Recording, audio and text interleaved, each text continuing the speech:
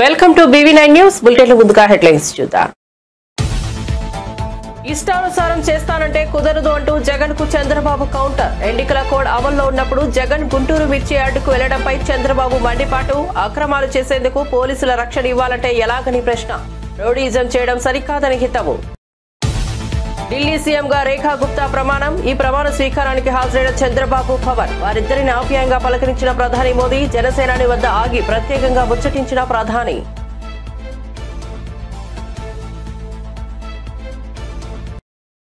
లింగమూర్తి హత్యపై స్పందించిన మంత్రి కోమటిరెడ్డి వెంకటరెడ్డి. మాజీ ఎమ్మెల్యే చంపినట్లు మృతుడి కుటుంబ సభ్యులు ఆరోపిస్తున్నారని వ్యాఖ్య.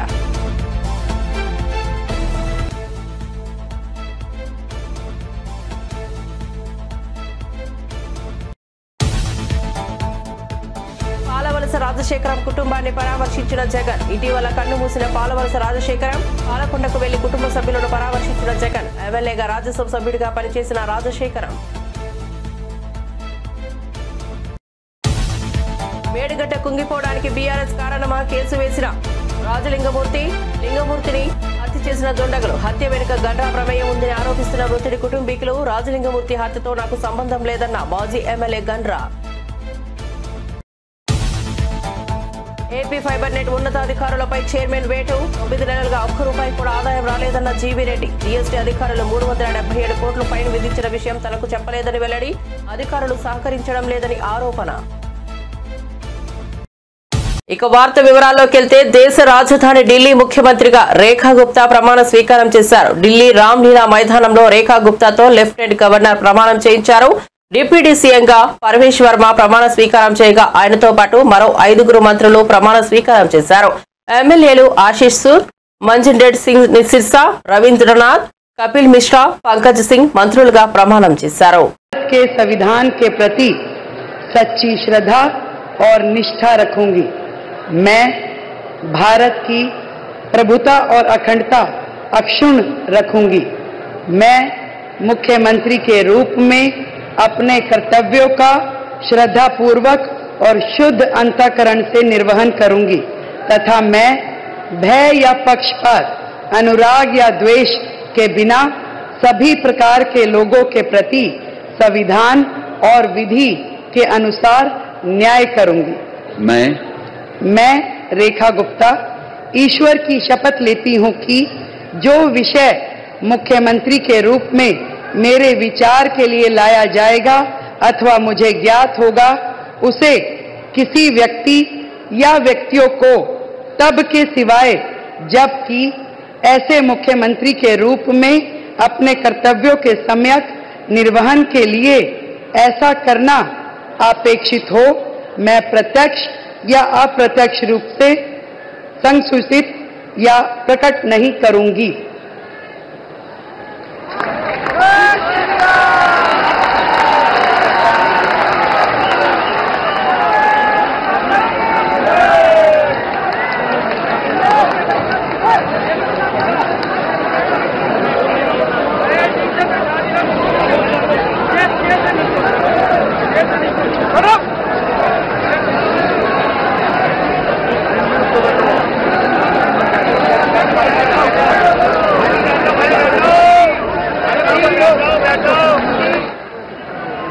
ఢిల్లీ నూతన ముఖ్యమంత్రిగా రేఖా గుప్తా ప్రమాణ స్వీకారం చేశారు. గురువారం లామ్లీలా మైదానం వేదికగా జరిగిన ఈ కార్యక్రమంలో ప్రధాని నరేంద్ర మోదీతో పాటు ఎన్డీఏ పార్టీల ముఖ్యమంత్రులు, నేతలు కూడా పాల్గొన్నారు.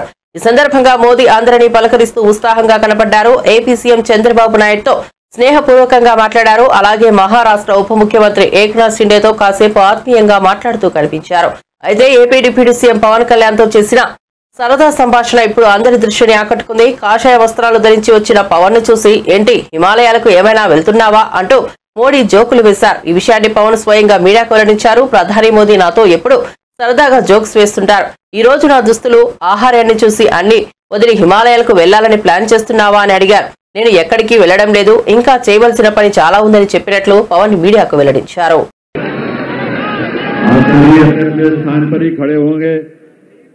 क्योंकि कुछ ही पलों में राष्ट्रगान भी होगा, इसलिए आप सभी अपने अपने स्थान पर ही खड़े रहेंगे। ये अवसर ऐतिहासिक है। दिल्ली कि जनता के लिए, दिल्ली के लाखों करोड़ों परिवारों के लिए, लोगों के लिए। He was talking to you for a long time. What did he say? He was normally he cracks a joke whenever he sees me. So he was saying when he's planning to go to Himalayas or what, I said, can we go? Because I expect extra stuff there. Just think there's a lot of fun to go to Himalayas. Let's do it. YCP అధినేత జగన్ కు ముఖ్యమంత్రి Chandrababu counter ఇచ్చారు. ఎన్నికల code అమల్లో ఉన్న జగన్ గుంటూరు మిర్చి yard పర్యటనకు వెళ్లడంపై CM మండిపడ్డారు. ఈసీ ఆదేశాలను ఉల్లంఘించి ఇష్టానుసారం చేస్తానంటే కుదరదని చెప్పారు. అక్రమాలు చేస్తా పోలీసుల రక్షణ ఇవ్వాలంటే ఎలాగని ప్రశ్నించారు. రాజకీయ నాయకులు ప్రజాస్వామ్యయుతంగా ప్రవర్తించాలని అన్నారు. రోడ్డు ఈజం చేయడం సరికాదని అన్నారు. ఈ ఏడాది ఎప్పుడూ లేనంతగా మిర్చి రేట్లు పడిపోయాయని చంద్రబాబు చెప్పారు. విదేశాల్లో డిమాండ్ తగ్గడం వల్ల మిర్చి రేట్లు తగ్గాయని అన్నారు. మిర్చి రైతులను ఆదుకోవాల్సిన అవసరం ఉందని చెప్పారు.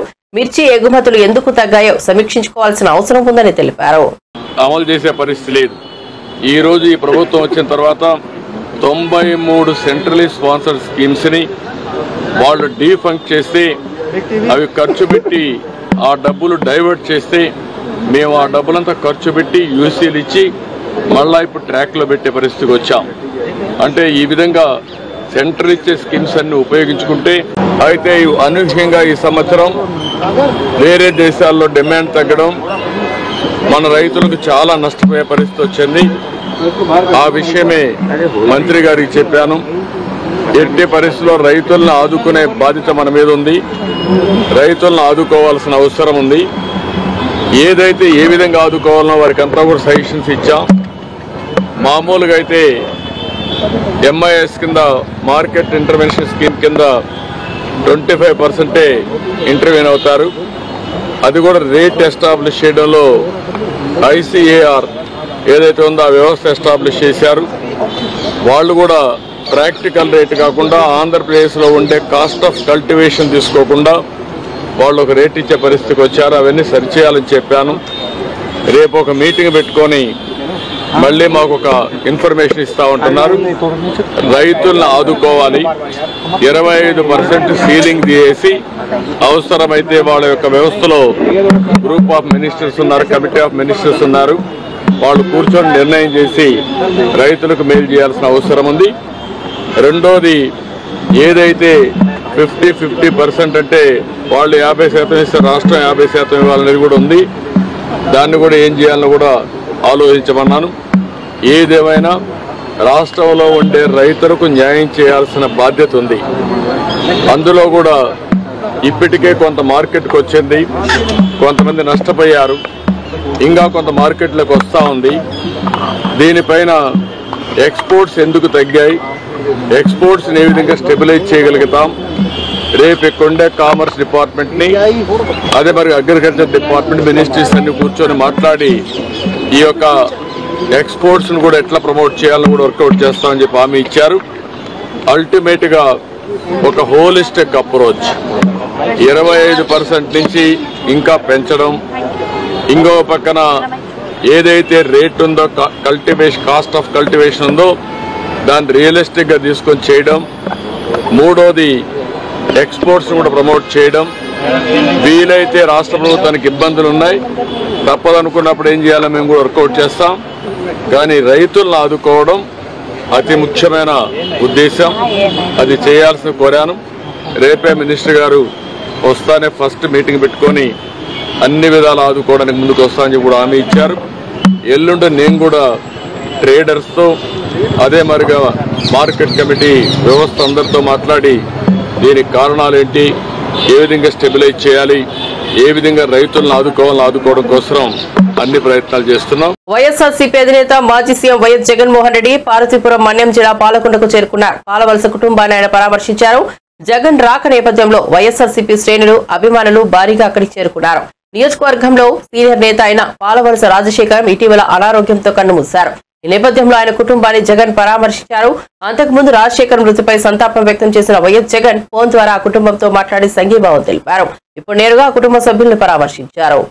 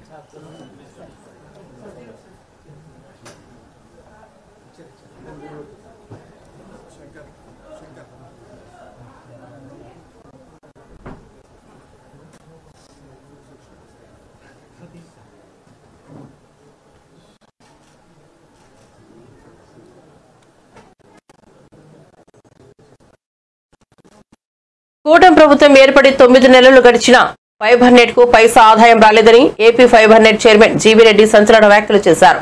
సంస్థలో ఉన్నతాధికారులు సహకరించడం లేదని ఆరోపించారు. ఈ నేపథ్యంలోనే విధి నిర్వహణలో నిర్లక్ష్యం వహించిన 3 ఉన్నతాధికారులను తొలగిస్తున్నట్లు గురువారం ప్రకటించారు. Fibre net business head Gandhamchettu Suresh, procurement assistant manager Shashank, Haider Khan, chief technology officer భరద్వాజ్లకు ఉద్వాసన పలికినట్లు తెలిపారు.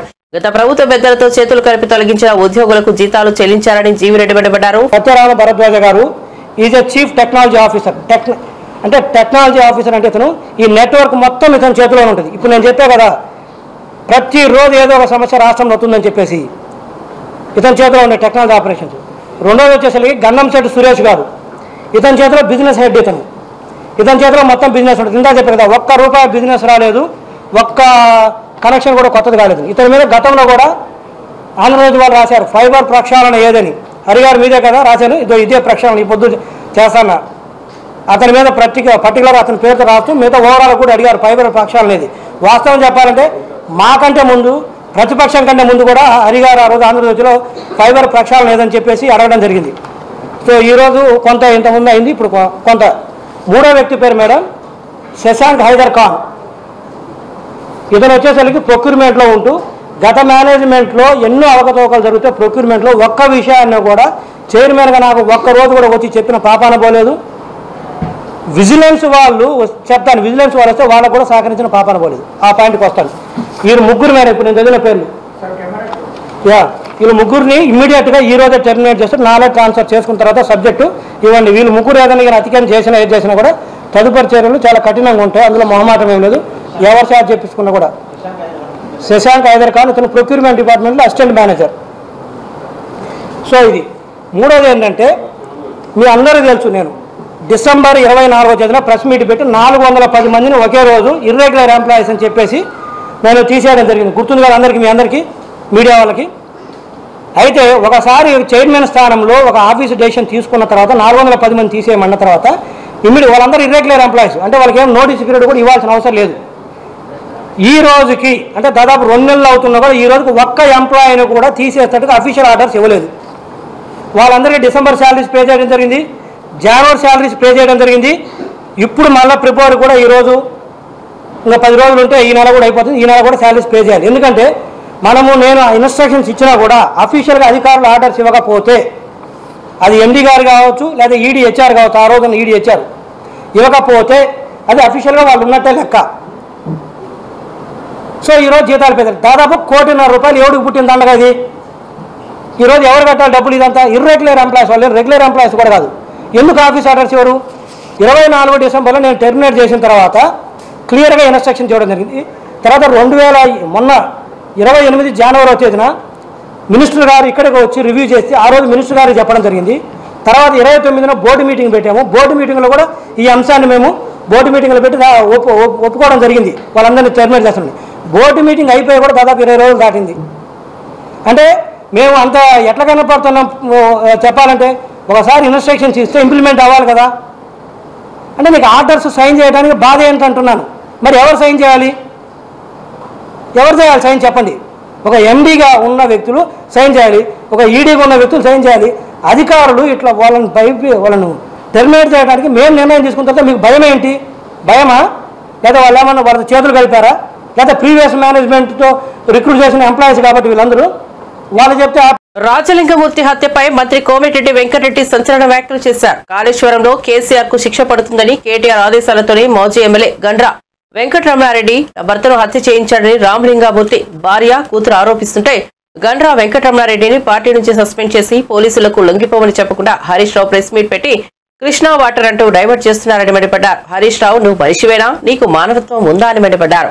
గాంధీభవన్ లో మీడియాతో మాట్లాడిన కోమటిరెడ్డి రాజలింగమూర్తి హత్యను ప్రభుత్వం సీరియస్ గా తీసుకోవాలని కోరుతున్నారని, హత్యలో కేసీఆర్, కేటీఆర్, హరీష్ రావు, గండ్ర వెంకటరమణారెడ్డి పాత్ర ఉందని ఆరోపించారు. సిఐడి విచారణ చేసి 24 గంటల్లోనే నిందితులను అరెస్ట్ చేయాలని, ఫాస్ట్ ట్రాక్ కోర్టు ఏర్పాటు చేసి వెంటనే శిక్ష వేయాలన్నారు. హత్యను సీఎం రేవంత్ రెడ్డి కూడా సీరియస్ గా తీసుకుంటారని చెప్పారు. దోచుకున్న దాని మీద ఆయన కోర్టులో ఫైట్ చేస్తున్న సంగతి మీ అందరికీ కూడా తెలిసిందే. అది ఆర్గ్యుమెంట్స్ కూడా నడుస్తున్నాయి. అందులో కేసీఆర్, హరీష్ రావుతో పాటు ఇంకా 3 పేర్లు, మొత్తం 5ని దోషులుగా చేసి వారు కోర్టులో కేసు వేయడం జరిగింది. మేడిగడ్డ కుంగిపోతూ 1,00,000 కోట్ల ప్రజాధనం వృధా అయిందని చెప్పి అతను ఒక సామాజిక కార్యకర్తగా కేసు వేయడం, దాని మీద రెగ్యులర్గా వాదనలు నడుస్తుండడం, దానికి స్క్వాష్ చేయాలని కేసీఆర్ గారు కూడా కోర్టుకు వెళ్లడం జరిగింది. గతంలో ఈ కేసు కూడా మొన్న కూడా 11/2/2025 మన ఫిబ్రవరి 11th రోజు కూడా హియరింగ్ ఉండే డిస్ట్రిక్ట్ సెషన్ జడ్జి భూపాలపల్లి దగ్గర. నిన్న హత్య జరగడం నిజంగా టీఆర్ఎస్ హత్యా రాజకీయాలు, టీఆర్ఎస్ కుళ్ళు రాజకీయాలతో పాటు మా ప్రభుత్వం వచ్చిన 2-3 రోజులకెళ్ళే ఈ ప్రభుత్వం ఉండదు, ఈ ప్రభుత్వాన్ని అప్రతిష్టపాలు చేసే కార్యక్రమం పెట్టుకొని ప్రతిపక్ష నాయకుడున్న పెద్ద మంత్రి 10 ఏళ్ళు ముఖ్యమంత్రి ఉండి ఫామ్ హౌస్కి పరిమితమై కొడుకుని అల్లుని రోడ్ల మీద వదిలిపెట్టి 10 మంది చిల్లరగాలను వదిలిపెట్టి ప్రభుత్వం మీద లేనిపోని అభండాలు వేస్తూ అవన్నీ ఒకవైపు. కానీ నిన్న జరిగిన హత్య మాత్రం చాలా బాధాకరం. దీనికంటే ముందు సంజయ్ రెడ్డి అనే అడ్వకేట్ కూడా హార్ట్ అటాక్తో చనిపోవడం జరిగింది. అది కూడా అనుమానాస్పద మృతిగానే ఉన్నది.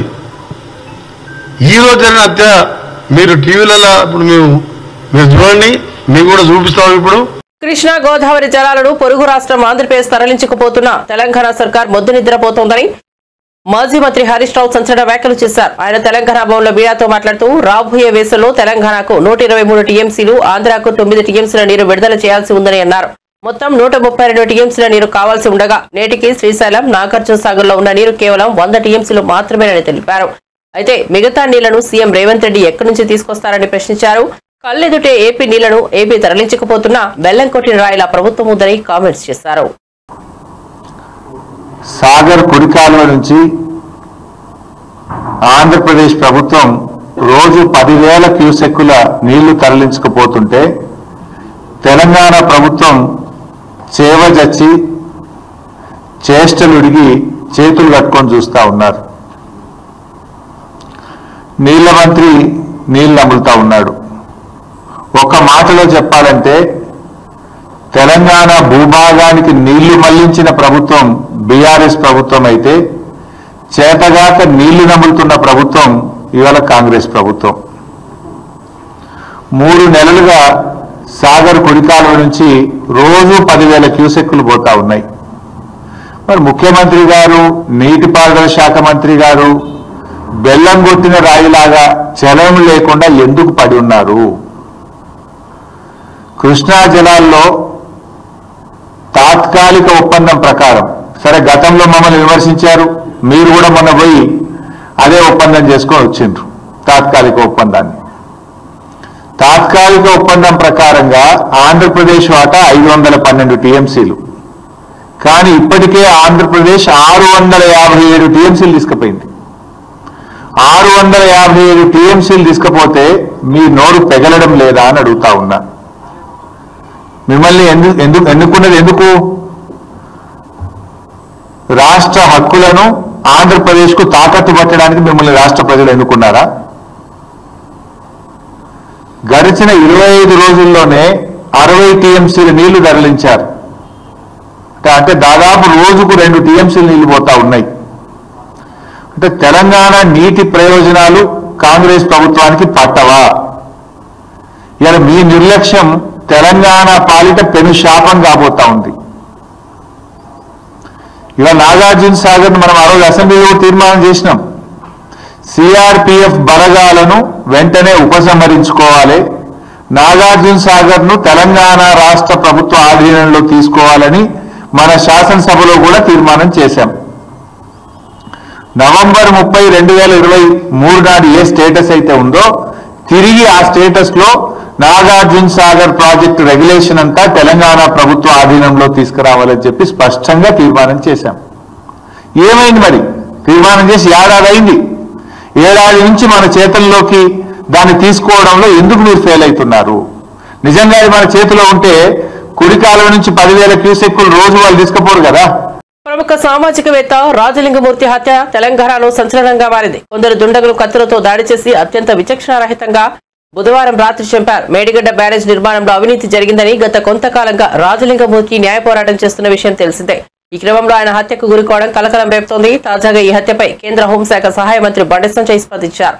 హైదరాబాద్ లోని ఓ హోటల్లో మీడియాతో మాట్లాడారు. భూపాలపల్లి రాజలింగమూర్తి హత్యపై విచారణ జరిపి నిజాయితీ నిరూపించుకోవాల్సిన బాధ్యత ప్రభుత్వంపై ఉందని అన్నారు. ఒక వ్యక్తిని ప్రాణం తీయడం అంటే అంతకంటే దుర్మార్గం ఇంకోటి లేదని కీలక వ్యాఖ్యలు చేశారు. హతుడు భార్య చేస్తున్న ఆరోపణలపై లోతైన విచారణ జరపాలని ప్రభుత్వాన్ని డిమాండ్ చేశారు. ఎంక్వైరీ కాకముందే కాంగ్రెస్ బీఆర్ఎస్ నేతలు ఒకరిపై ఒకరు ఆరోపణలు చేసుకోవడం సరికాదని అన్నారు. జనతా పార్టీ అపెక్స్ కౌన్సిల్ సమావేశాన్ని ఏర్పాటు చేయించింది Bharatiya Janata party. Apex council సమావేశంలో అబద్దాలు చెప్పే ప్రయత్నం చేసిండు అప్పటి రాష్ట్ర ముఖ్యమంత్రి కేసీఆర్ గారు. మేము అనేక సందర్భాల్లో అడిగిన ప్రశ్నలకు సమాధానం చెప్పకుండా దాటవేసిండు అప్పటి ముఖ్యమంత్రి కేసీఆర్ గారు. మేము అప్పుడు స్పందించినప్పుడు అన్యాయం జరుగుతుంది, మొత్తం నల్గొండ, రంగారెడ్డి, మహబూబ్నగర్, ఖమ్మం కొంత ప్రాంతం అంతా కూడా ఎడారి గురవుతుంది అని చెప్పి మేము మాట్లాడినప్పుడు అన్ని మూసుకొని కూర్చున్నది కాంగ్రెస్ పార్టీ వాళ్ళు. ఇవాళ తెలంగాణ రాష్ట్రానికి కృష్ణా పరివారక ప్రాంతం ఆ ప్రాంతానికి తెలంగాణ వాటా ఎంత? 299 టీఎంసీలు, 575 టీఎంసీలు మన వాటా. కానీ అప్పటి రాష్ట్ర ముఖ్యమంత్రి ఆంధ్ర నాయకులతో కుమ్మక్కై ఏం చేసిండు కేసీఆర్ గారు? 299 టీఎంసీలకే సంతకం పెట్టొచ్చిండు. ఈ విషయాన్ని ఆధార పేపర్లతో సహా ఇద్దరి మధ్య జరిగిన ఒప్పందాలను పేపర్లతో సహా నేను బహిర్గతం చేసినప్పుడు అప్పటి నుంచి ఇప్పటి వరకు కనీసం అప్పుడు కేసీఆర్ దగ్గర నుంచి సమాధానం లేదు. ఫస్ట్ బీఆర్ఎస్ పార్టీ దానికి సమాధానం చెప్పాలి. 575 టీఎంసీలు కృష్ణా జలాలు తెలంగాణకు రావాల్సి ఉంటే వాటా ప్రకారము 299 టీఎంసీలకే కేసీఆర్ గారు ఏ విధంగా సంతకం చెప్పి పెట్టాడు? ఏ విధంగా ఒప్పుకున్నారు? ఇది మోసం చేసినట్టు కాదా? ఎస్ఎల్బీసీ ఇంటర్ ప్రారంభించడం పొడిగించడానికి కారకులు ఎవరు?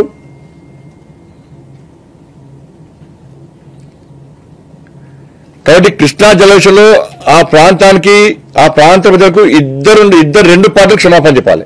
వీళ్ళిద్దరూ మోసం చేసాం. ఎప్పుడు రాష్ట్రంలో అధికారం లేవు. మేము కేంద్రంలో 2 రాష్ట్రాలకు న్యాయం చేయాలని చూస్తాం. కానీ ఈ రాష్ట్రం అప్పుడు ఇక్కడ ఉన్నట్టు కేసీఆర్ ఆంధ్ర నాయకులతో కుమ్మకై తెలంగాణకు అన్యాయం చేసిండు. తెలంగాణకు అన్యాయం చేసిన నీళ్ల విషయంలో తెలంగాణకు అన్యాయం చేసిన మొట్టమొదటి ద్రోహి కేసీఆర్.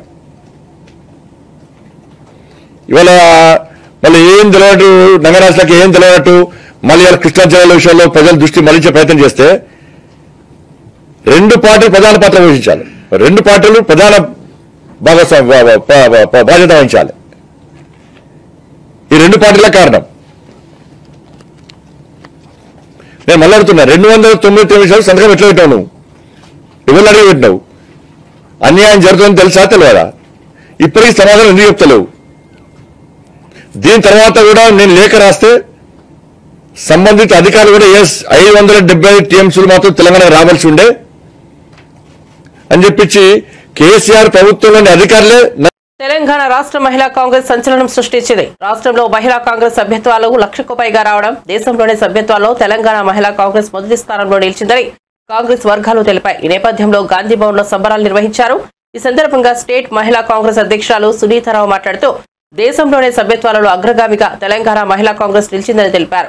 ఇది తన విజయం కాదని, సభ్యత్వాలు చేసిన ప్రతి ఒక్క చెల్లెల విజయమని చెప్పారు. ఈ మెంబర్షిప్ వెనుక అందరి కష్టం ఉందన్నారు. నేడు అన్ని రాష్ట్రాల కంటే పై స్థానంలో తెలంగాణ మహిళా కాంగ్రెస్ నిలబడిందని హర్షం వ్యక్తం చేశారు. ఇక 1,00,000 సభ్యత్వాలు దాటిన సందర్భంగా సంబరాలు అంబరాన్నంటే విధంగా బ్యాండ్ టపాకులతో ఆటపాటలతో పెద్ద ఎత్తున గాంధీ భవన్ లో అన్ని జిల్లాల నుంచి మహిళలు పెద్ద ఎత్తున పాల్గొన్నారు.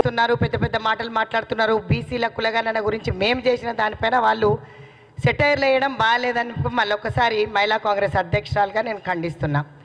వాళ్ళకి చిత్తశుద్ధి ఉంటే 10 ఏళ్లలో బయటకు వచ్చి మాట్లాడేది ఉండే. బీసీలకు ఆ రోజు పెద్దపీట వేయకపోగా మమ్మల్ని అవమానిస్తూ ఆ రోజు ప్రతి ధర్నాలో నిత్యావసర సరుకులే కానీ, పెట్రోల్ డీజిల్ ధరలే కానీ, మహిళల సంక్షేమం గురించే కానీ, మహిళా బంధు గురించే కానీ మేము అడగడం జరిగింది. కానీ దళిత బంధు పేరు మీద మోసం. ముఖ్యమంత్రి ఈరోజు సెక్రటేరియట్కి వెళ్తే సీఎం రిలీఫ్ ఫండ్ కూడా తినేసినారు. దళిత బంధు పేరు మీద కూడా మోసమే. అందులో కూడా ఎమ్మెల్యేలు 3 లక్షలు తీసుకొని 2 లక్షలు వాళ్ళకి ఇచ్చినారంట. సో వేరియస్ కుంభకోణాలు ప్రాజెక్టులలో అయితే మీకు తెలిసిందే. సో మహిళలకు రక్షణ అనేది ఆ రోజుల్లో కరువైపోయిండే. కానీ ఈరోజు మళ్ళీ ఒకసారి మీ అందరికీ తెలియజేస్తుంది ఏమనగా, ఆల్ ఇండియా మహిళా కాంగ్రెస్ అధ్యక్షులు 24న వస్తుంది కాబట్టి ప్రతి ఒక్క సోదరుమణికి శుభాకాంక్షలు తెలుస్తూ అందరినీ ఆహ్వానిస్తూ ఈరోజు ప్రెస్ మీట్ పెట్టడం జరిగింది. ఈరోజు సంబరాలు చేసుకుంటున్నామంటే రేవంత్ రెడ్డి గారి నాయకత్వంలో మహిళలకు పెద్దపీట వేసిందే కాకుండా రాహుల్ గాంధీ గారు, సోనియా గాంధీ గారు చాలా ఆలోచించి మా కోసం ఈ 6 గ్యారెంటీలు పెట్టడం జరిగింది. బస్ లబ్ధి మేమే పొందుతున్నాం. ఈరోజు సిలిండర్ ధర 500 కానీ, 200 యూనిట్ల కరెంటే కానీ, 2,500 ఇవ్వడమే కానీ, ఇట్లాంటి మంచి మంచి పథకాలు అనేది కాంగ్రెస్ పార్టీ లాంచ్ చేసింది. రేవంత్ రెడ్డి గారి నాయకత్వంలో గతంలో కూడా నేను మహిళా కాంగ్రెస్ అధ్యక్షులుగా పనిచేశాను. ఈరోజు ముఖ్యమంత్రి వారితో పాటు కౌన్సిల్ ఆఫ్ మినిస్టర్స్ అందరు సీనియర్ నాయకులకు కూడా మా మెంబర్షిప్కి సహకరించిన ప్రతి ఒక్క అన్నకి, ప్రతి ఒక్క చెల్లెలకి ధన్యవాదాలు తెలియజేస్తూ 1,00,000 సభ్యత్వం కంప్లీట్ చేసుకున్న సందర్భంగా ఈరోజు నేషనల్ వైడ్లో నంబర్ 1గా మహిళా కాంగ్రెస్ నిలిచింది. అంటే 1,00,000 సభ్యత్వం అంటే మామూలు మాట కాదు. ప్రతి ఒక్కరికి మా మీద ఎంత నమ్మకం ఉంటే ఆ సభ్యత్వాలు చేసుకున్నారో మీరు అర్థం చేసుకోవాలి. ఈరోజు మీరు అన్నట్టయితే 33% బిల్లు పార్లమెంట్లో పెట్టినట్టే పెట్టి ఇంప్లిమెంట్ చేయకుండా అక్కడ ఆటాడుతున్న మోడీని నమ్మాలా? 33% రాజ్యసభలో పాస్ చేసి లోక్సభలో వీళ్ళు పాస్ చేయకుండా పెండింగ్ పెడితే ఈరోజు మహిళలకి ఉపాధి కానీ, సంక్షేమం కానీ ప్రతి దానిపైన మాట్లాడుతుంది సోనియా గాంధీ గారు, రాహుల్ గాంధీ గారు, ప్రియాంక గాంధీ గారు. అదేవిధంగా నేను మా నేషనల్ ప్రెసిడెంట్కి కృతజ్ఞురాలిని. AICC incharge organisation KC Venugopal గారు ఆర్గనైజేషన్ స్ట్రెంత్ మీద మాకందరికీ కూడా ఢిల్లీకి వెళ్ళినప్పుడు 2-3 విషయాలు చెప్పారు, ఎలాగ బలోపేతం చేయాలి అని. ఆ దిశగా నేను అడుగులేస్తూ ఈరోజు 1,00,000 సభ్యత్వం కంప్లీట్ చేసినంటే స్పెషల్గా వారికి కృతజ్ఞతలు అన్నీ అని చెప్తున్నాను. ఎప్పుడు కూడా కష్టపడే కార్యకర్తలకు పెద్దపీట వేశారు. ముఖ్యమంత్రి గారు కులగణన చేస్తూ ఈరోజు బీసీలకు పెద్దపీట వేశారు. అందులో ఓ మహిళా అధ్యక్షురాలు కూడా బీసీ ముదిరాజ్ సామాజిక వర్గానికి చెందినవారే. ఈరోజు పెద్దలు గౌరవనీయులు హనుమంతరావు గారు ఎప్పుడు కూడా మా వెనువెంట ఉండి ప్రతి నియోజకవర్గంలో మెంబర్షిప్ డ్రైవ్కి మాకెప్పుడు కూడా ముందంజలో హెల్ప్ చేస్తారు. బులెటిన్ ముగించే ముందు హెడ్లైన్స్ మరోసారి చూద్దాం. ఇష్టానుసారం చేస్తానంటే కుదరదు అంటూ జగన్ కు చంద్రబాబు కౌంటర్. ఎన్నికల కోడ్ అమల్లో ఉన్నప్పుడు జగన్ గుంటూరు మిర్చి అడ్డుకు వెళ్లడంపై చంద్రబాబు మండిపాటు. అక్రమాలు చేసేందుకు పోలీసుల రక్షణ ఇవ్వాలంటే ఎలాగని ప్రశ్న. రౌడీయిజం చేయడం సరికాదని హితవు. ఢిల్లీ సీఎంగా రేఖా గుప్తా ప్రమాణం. ఈ ప్రమాణ స్వీకారానికి హాజరైన చంద్రబాబు, పవన్ వారిద్దరిని ఆప్యాయంగా పలకరించిన ప్రధాని మోదీ. జనసేనాని వద్ద ఆగి ప్రత్యేకంగా ముచ్చటించిన ప్రధాని.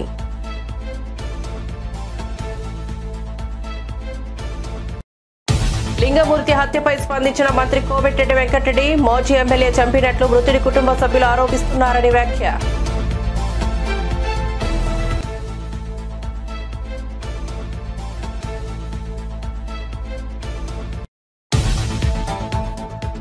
పాలవలస రాజశేఖరం కుటుంబాన్ని పరామర్శించిన జగన్. ఇటీవల కన్ను మూసిన పాలవలస రాజశేఖరం పాలకొండకు వెళ్లి కుటుంబ సభ్యులను పరామర్శించిన జగన్. ఎమ్మెల్యేగా రాజ్యసభ సభ్యుడిగా పనిచేసిన రాజశేఖరం. మేడిగడ్డ కుంగిపోవడానికి బీఆర్ఎస్ కారణమా? కేసు వేసిన లింగమూర్తిని హత్య చేసిన దుండగులు. హత్య వెనుక గండ్రా ప్రమేయం ఉందని ఆరోపిస్తున్న మృతుడి కుటుంబీకులు. రాజలింగమూర్తి హత్యతో నాకు సంబంధం లేదన్న మాజీ MLA Gandra. AP fibre net ఉన్నతాధికారులపై చైర్మన్ వేటు. 9 నెలలుగా ₹1 కూడా ఆదాయం రాలేదన్న జీవీరెడ్డి. జీఎస్టీ అధికారులు 377 కోట్లు ఫైన్ విధించిన విషయం తనకు చెప్పలేదని వెల్లడి. అధికారులు సహకరించడం లేదని ఆరోపణ. ఇవి బులెటిన్ విశేషాలు. చూస్తూనే ఉండండి BV9 న్యూస్.